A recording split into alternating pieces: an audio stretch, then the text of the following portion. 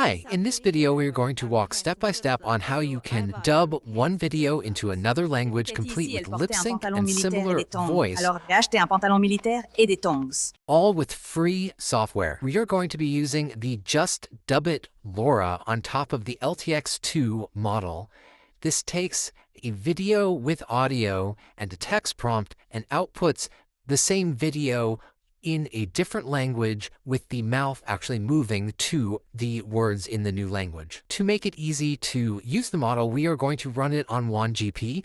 WanGP is open source software that makes it easy to run lots of generative AI video and image models, even if you have low VRAM. To set up this model, I've created what's called a fine-tune, which is a JSON file that has the configurations to run this model with the LoRa set up with the proper parameters set. So I will link to this JSON file on GitHub in the video description, and you should go ahead and download the JSON file. Then we're going to start up WanGP. I'm going to be running it on RunPod. I have a separate video I will link to if you need help getting going on RunPod really quickly. You could also install it on your own machine if you have an NVIDIA or AMD GPU. Here I am in RunPod with a container launched, and the first thing I'm going to do is open the Jupyter Lab program that is in the container along with WanGP, and I'm going to go use the file navigator to go to WanGP fine-tunes and then drag in that JSON file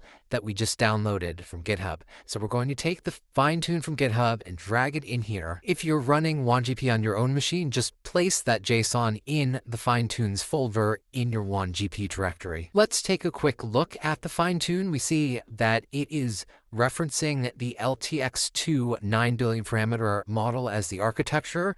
It is referencing two LoRas, one, the LTX2 distilled LoRa, which is used for the second phase, and then the Just-Dub-It LoRa, and you can see the LoRa's multipliers, that distilled LoRa is only used in the second phase, and the Just-Dub-It LoRa is used with a 1 multiplier in both phases. That output audio is input audio false is needed so that the input audio doesn't just get pasted on as the output audio, because we want our output audio to be the dubbed version. And then we just have a placeholder prompt and some default configuration settings. Then we're going to open a terminal right there in Jupyter Lab because we need to restart WanGP.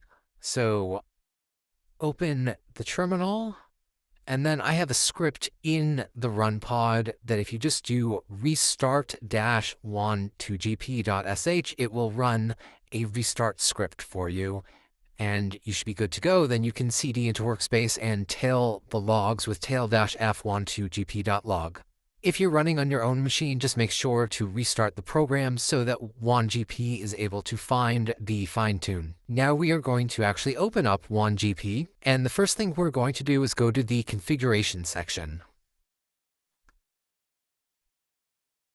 And then this is optional under performance, but I did find that I had better results with the 16-bit model. It does require more VRAM, and it is completely optional. I just noticed a little better quality when I was using the 16-bit model. Then for LTX2 generally, some people in the WanGP Discord have been saying that they were getting black bars on their LTX2 videos sometimes. The fix for that is to disable the VAE tiling.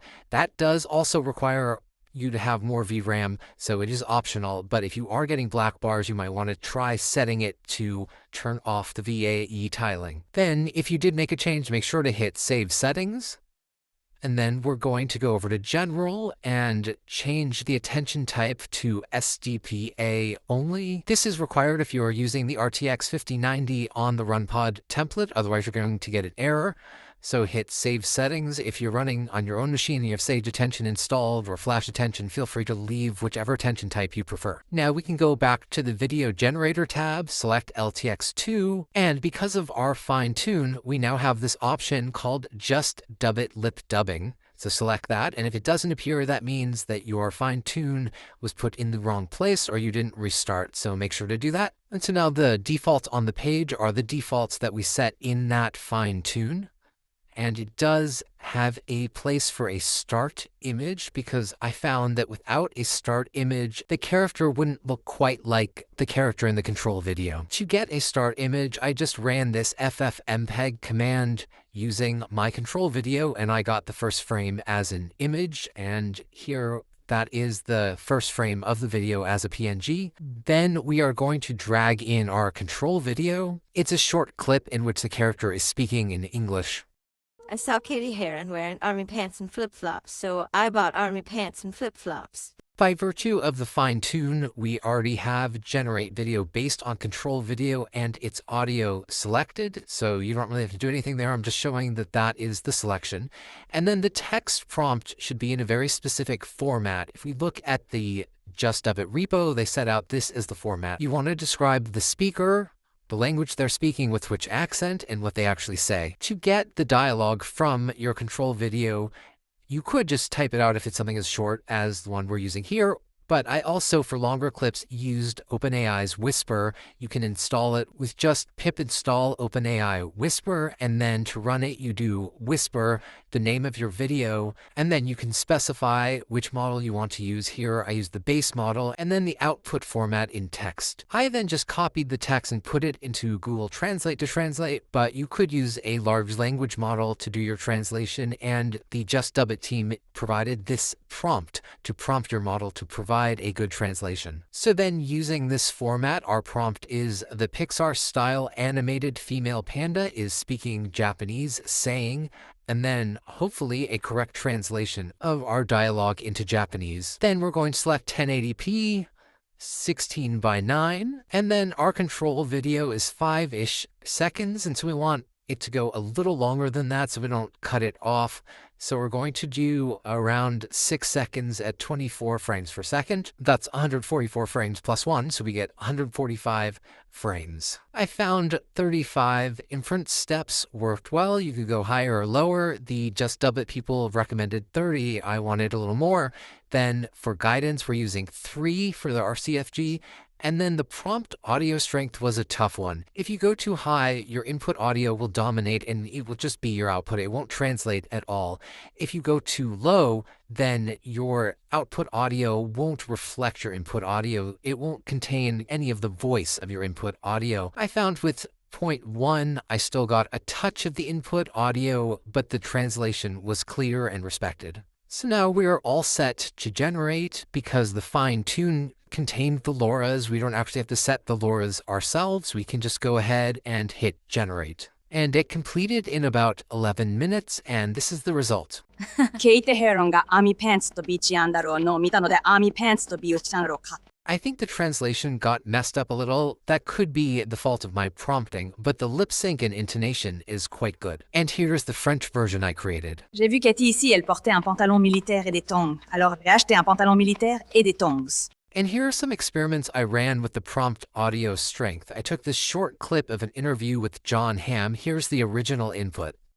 I was thrilled. You know, I had certainly heard rumors of a sequel or something over the years. But you know, it's a story that could easily have another chapter. And here's a Spanish dubbing with 0.05 prompt audio strength. Estaba emocionado, ya sabes, ciertamente había escuchado rumores de una secuela o algo así a lo largo de los años. Pero ya sabes, es una historia que... We hardly get any of John Hamm's intonation, so I increased it to 0.1.